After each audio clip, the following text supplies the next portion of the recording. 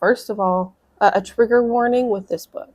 Hey guys, welcome back to my channel. My name is Tabatha Whiteside. I am a Christian author, creative, and I like to talk about stories.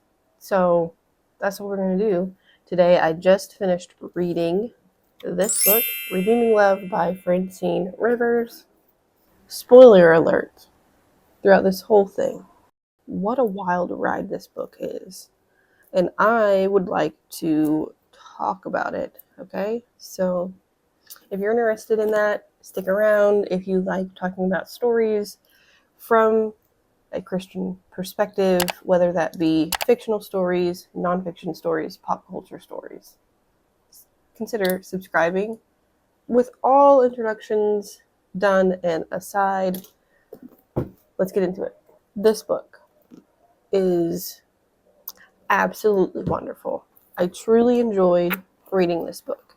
The fact that I, a mom of 3, could read this book as quickly as I read this book should tell you how good it is. Because I am a moderately fast reader or moderately paced reader. I'm not the fastest reader. No Trisha Paytas here, okay? And I'm not the slowest reader.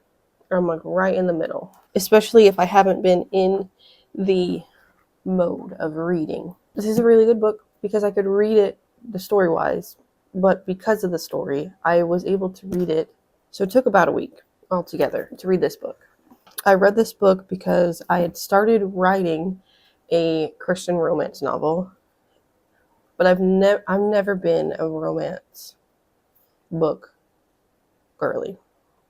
Growing up, the only romance books I knew about were the ones that had Fabio on the cover, and those a literary form of art. So I have abstained from reading romance books, but I have a desire to write a romance book, and one of the advices I give to aspiring authors is to read within the genre that they are interested in writing in, so they know the things that the audience is going to expect, because when you write, you are writing from the perspective of your reader, whether or not they have actually gone through that situation, obstacle, what have you. Like people, I've never been a hobbit, okay? I've never gone on an adventure that Bilbo Baggins goes on, or Frodo Baggins goes on.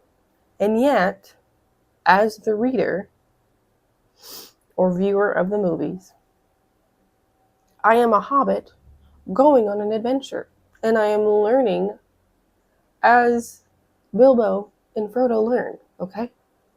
That's part of it. So reading, understanding what the audience, the reader, will be expecting. There are expectations that they have. And to be a good author in that genre, you need to know what's being expected to give the audience, the reader, the satisfaction that they crave, whether that be a good or bad. You don't have to have a happy ending.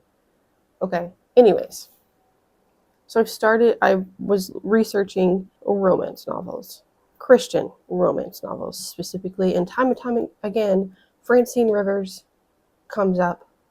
Specifically, this book, Redeeming Love. So I'm like, okay, I'm going to read that book. It's on my TBR. Now it has TBR'd. How would you say that? ABR'd or already been read? Anyways, let me tell you about this book. First of all, a trigger warning with this book. Because people will tell you it's got darker themes. Let me give you the plot of the book. It's about this woman who goes by the name Angel. Explain that in a minute. Who is a prostitute in California in the late 1800s.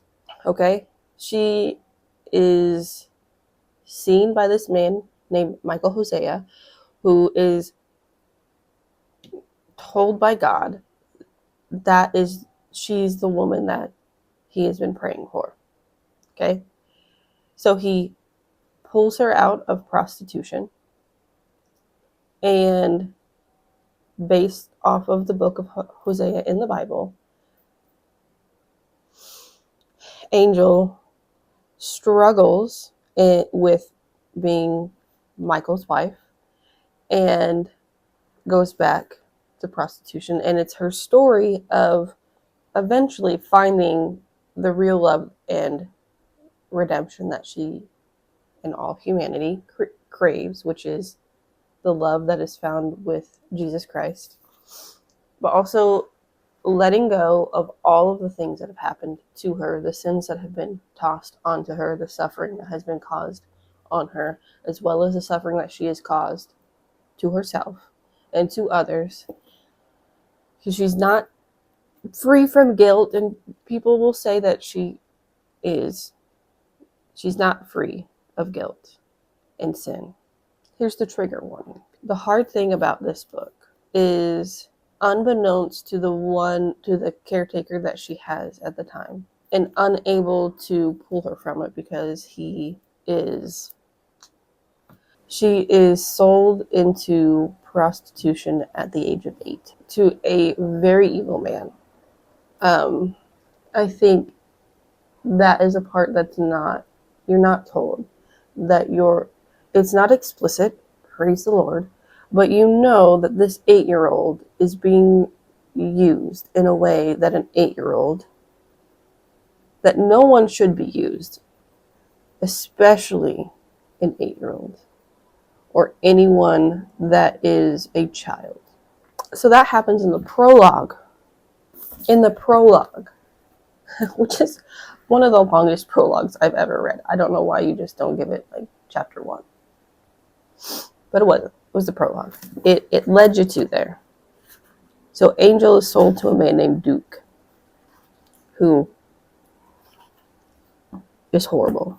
She's already feeling by the time she's 8 that she should not have been born. She feels shame in her existence because her mother was having an affair with a man who was already married with children and only liked her mother for her looks and the thing that she could give him, which is her body. I say that with a question mark because how do I say that on here with it like? Anyways,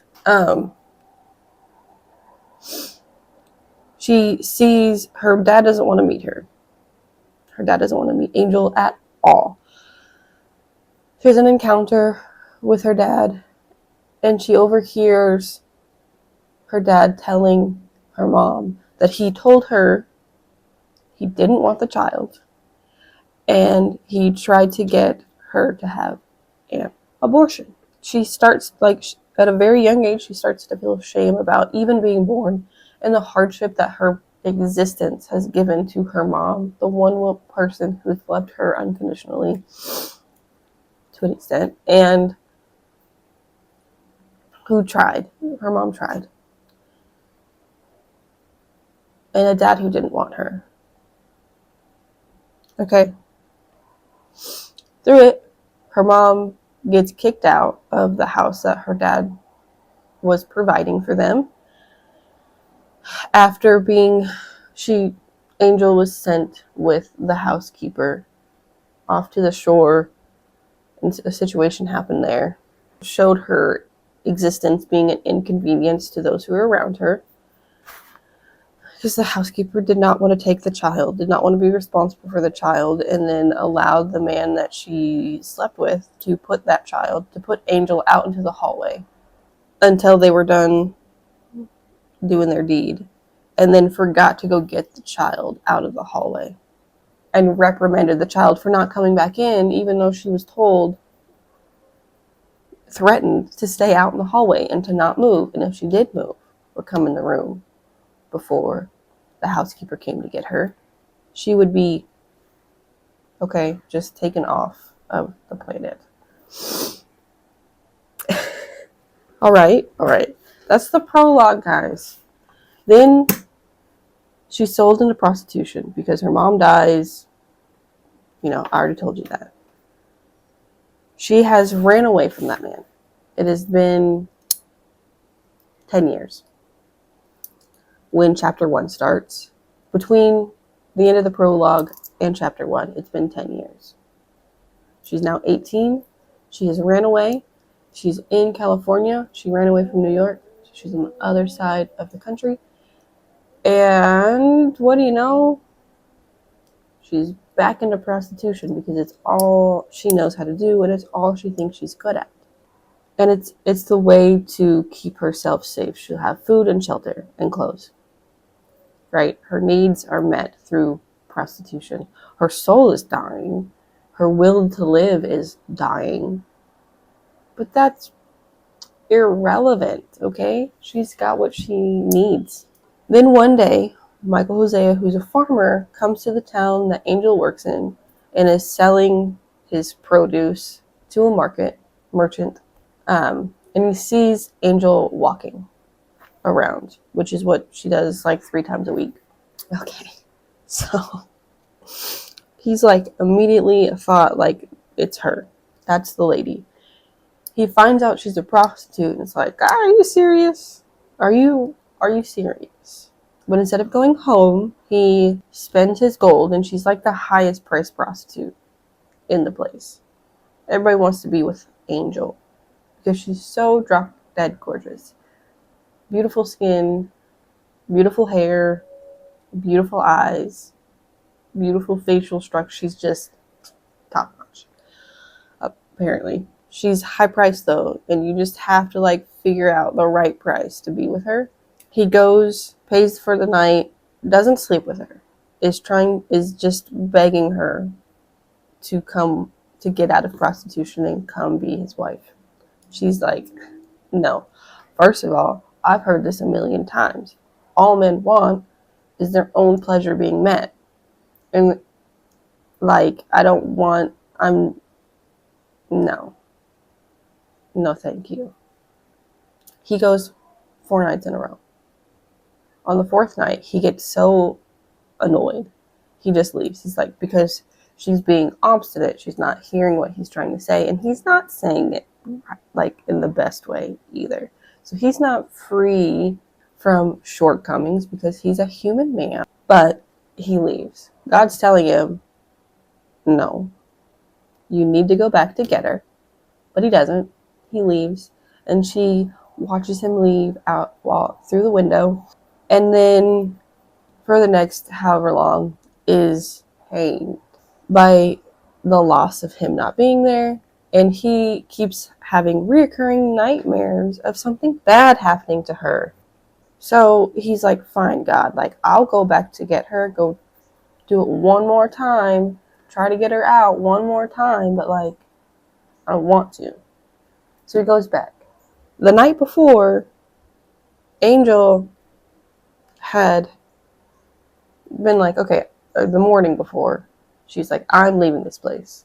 Now there is a bodyguard, and because Angel's like high priced, she's protected from the Duchess. The bodyguard's like, one day, he hates her. One day, like, you're not going to have that protection, and I'm going to come after you. Like, I absolutely hate your existence and the smugness of yourself. You and me, girl, duke it out. Okay. So this morning, the morning before Michael comes back, she's like, I'm leaving. She wants her gold back. Duchess is like, fine, we'll talk about it. Sends her to her room. Then sends the bodyguard, Magawan is his name, to go talk to Angel. Angel's like, I'm gonna die. Either I'm jumping out this window and dying. That's my dog. Or Magawan's gonna kill me. And so she just starts laughing, I think from nerves, but her laughter confuses Magawan, which makes her like genuinely laugh because of the facial expression he makes. And then she just keeps laughing and it irritates him to no end. So far that Duchess has to go in to stop Magawan, kicks him out she's like thin. Like, you know, in Hercules, the 3 witches they're on their way to cut that string before Duchess walks in. Magawan gets kicked out. Michael Hosea is told that he needs to take Angel out by another prostitute who's a friend of Angel's. So he goes up to her room. He just takes her. Duchess and a doctor are coming out of the room at the time, and Duchess says, "Hey, you can't take her." And Michael, the doctor's like, "Stop! Like she needs to go somewhere else." Michael ends up paying however much gold he has for Angel's freedom, right? So then he takes her home, mends her back to health, starts to like try and teach her and like tell her like, I'm not going to sleep with you until you see me as a human being. I you have this idea that it's just a job, and I want you to know that there's like more that can be. And he's just trying to like get her to see that he loves her for her, not for the pleasure that she can give to him, but as a human being through death and life. This is his wife. They did get married. He's like, "Hey, will you marry me?" at that time, and trying to like get her out, and she's like, "Why not?" But she couldn't really like see who it was because her eyes were so swollen. Anyways, so now they're home. He's mending her, and he's trying to get her to see that he loves her as she is, all that she is, more than just what pleasure she can give to him. As soon as she gets healthy, the brother-in-law of Michael comes home. He had been a gold miner who and knew who Angel was and didn't know that Michael knew who Angel was. So he's just always like pecking her. Like, I'm going to tell Michael who you are, what you are. You're just a snake. You're nothing more than like a prostitute. And that's all you're going to be, a soiled dove. Nasty stuff. Eventually he tells Michael. Michael's like, stop talking. That's my wife. You talk against her, you're talking against me. That's flesh of my flesh, blood of my blood. Stop it. And Paul's just like, she's gonna leave you, okay? She doesn't love you. Like, she's whatever. She does end up leaving.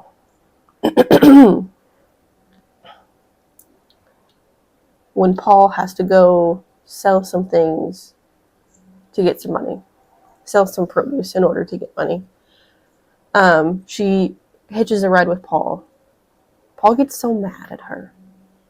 He's just nasty.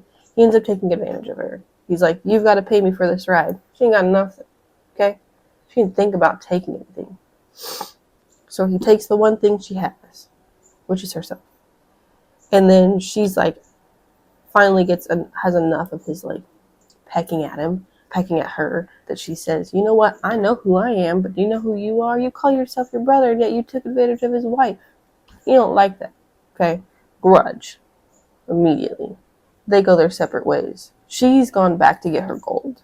She's not gone back to prostituting. She just wants her gold so she can buy a cabin and be on her own and like not have to deal with anybody ever again. The brothel burned down because Magawan burned it down. And there's spoilers here. I should have said that at the beginning.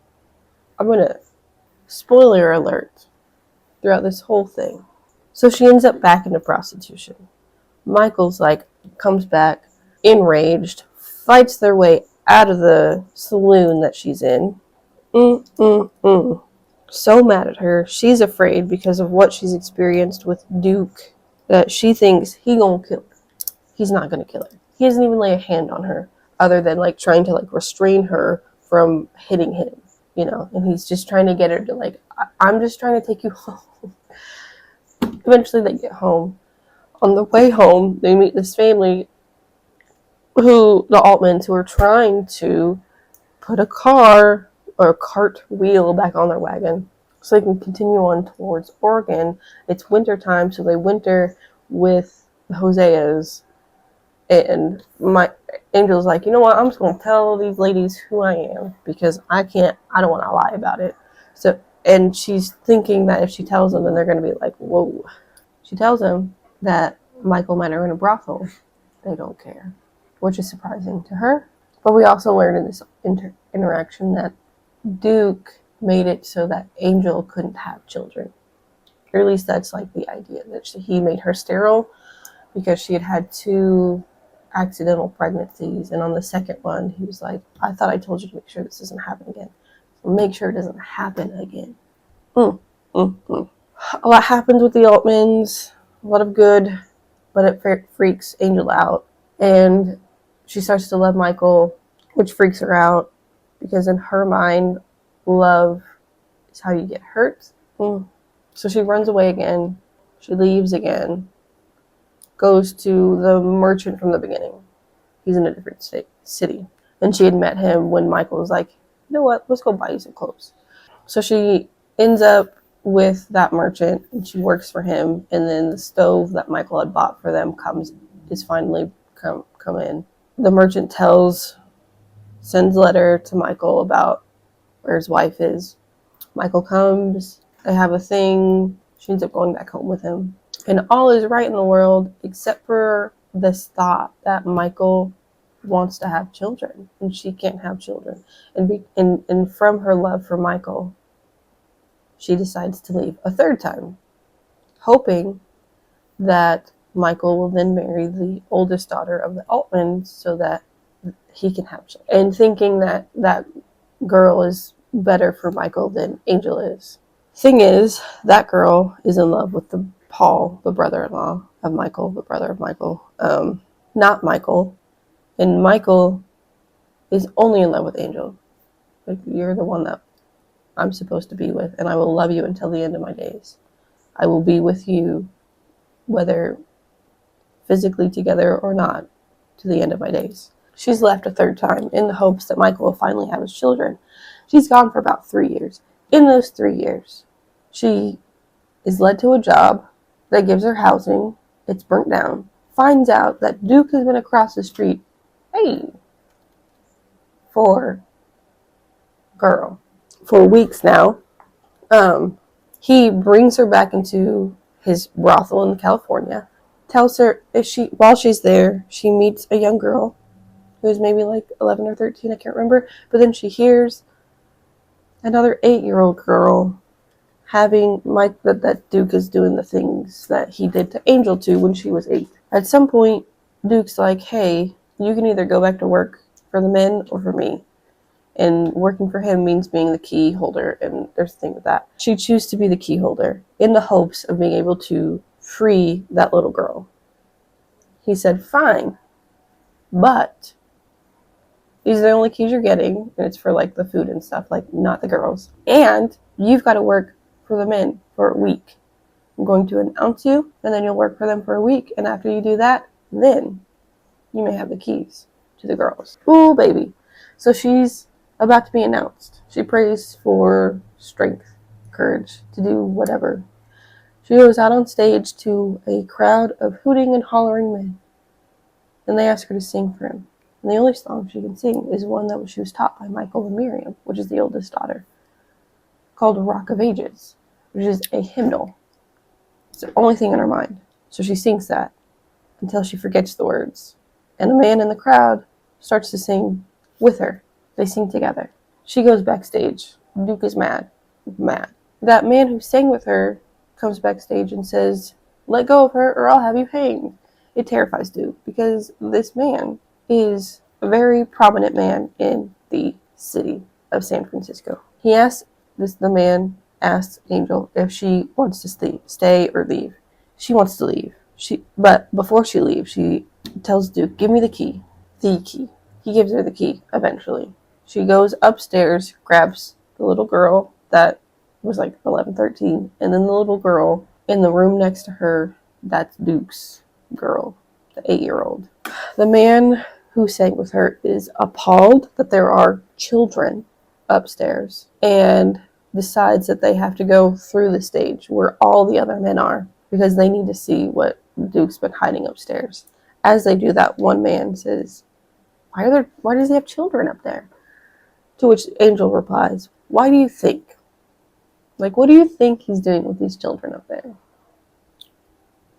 Appalled. They go to the man's house that's saying with Angel. She meets the oldest daughter and the wife. We find out that essentially, reading between the lines, God led that man into the brothel because that's not the places he goes, and he doesn't stay out late. But he was this night, like he went in there to save Angel and those little girls. Angel stays with his family.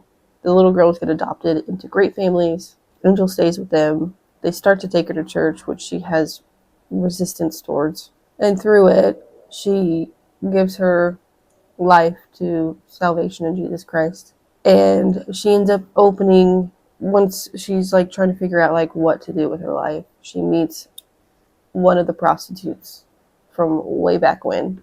And through that encounter, realizes she needs to she needs to start a ministry to teach women in prostitution skills so they can make a living by doing something other than giving their bodies over to whoever pays.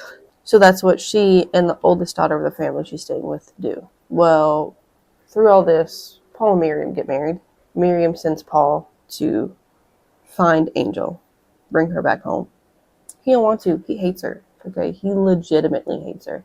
But he ends up finding her, and he thinks that she's like still doing the things that she's like once a prostitute, always a prostitute, kind of his vibes. But he can't figure out a lie that would satisfy Miriam in his brain. So he goes to like confront Angel, and says, "Hey," just to like see what, like make sure she's actually doing what she's doing, what he thinks she's doing. But then he finds out that she's not doing what he thinks he's doing, and that she had the same idea about Michael and Miriam that he also had, but she had a deeper sense of love for Michael than he had. He was being selfish because he couldn't leave because he wanted Miriam so badly. But Angel left for Michael to have the life that they thought he should have with Miriam. But Paul didn't leave. And he just kind of comes to this realization of how much he's hated her and how much shame he's added onto her and how much guilt he's had in the actual separation of the things that he thought Angel was the separation. All the things. They have a great moment of like forgiveness. He asks her to forgive him, and she says, "I forgave you a long time ago, Paul. Like, I didn't need you to come and apologize. You're forgiven." She ends up going back home anyways. So that's like a good portion of the plot. It's still way worth the read. There's a lot that I didn't say, but those are like high points. Okay. This book, not only for the plot, like great plot, great premise, great foundation of the story of Hosea. It's just great all around. What I've noticed is people have the tendency to read at face value and only associate with SA if they themselves have had SA. And that's kind of like the surface level of this story. Yes, SA has happened to Angel, and it happens to boys and girls and boys, women and men across the board. It still happens to this day. People are still sold into prostitution. We call it human trafficking now. But I think what is missed are the other situations that we can be in and associate with Angel. A lot of us women carry around shame of feeling like we're not good enough, of no matter what we do, all that matters is the outside. When we think all we're good for is pleasing men, their eyes, their lusts. Sometimes that is not just through the physical bodily pleasures we can give to another person. I found that I can associate with Angel in that I have gifts and talents and abilities that I don't allow myself to recognize because of things that have happened in my past. I have also had a very similar conception as Angel, though it wasn't consensual to say from my mom. And I've always felt this, I shouldn't be. And it has kept me from doing a lot of things, getting out of a lot of situations, even going into situations because I didn't feel like I belonged there. And I carry around a lot of shame, as Angel did. I think if we look at our lives, do we carry around any shame? Then we can associate with Angel a lot more and see that through whatever shame we hold, God loves us and He's calling us to His redeeming love. He's calling us back to Himself. He wants to free us from those shackles, from the pain of it all, just like he did for Angel in this book. It's a 10 out, like, it's a great book to read. There are some things that I just don't like what does or doesn't happen to Duke. I don't like that. I don't like it.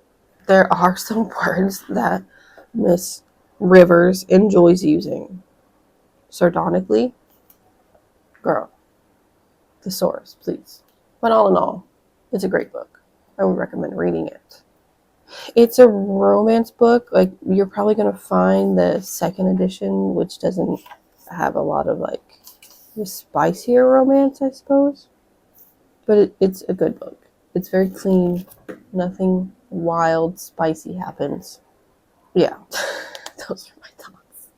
Have you read this book? Do you have any other recommendations of books to read? They don't have to be in the Christian romance novel genre. Let me know down in the comments below. Again, if you're interested in essentially looking at the world of storytelling through literature, films, and pop culture through the lens of Christ and how to live a life glorifying Christ, subscribe. Let's get back into all the good things that can come from making the stuff that God wants us to make.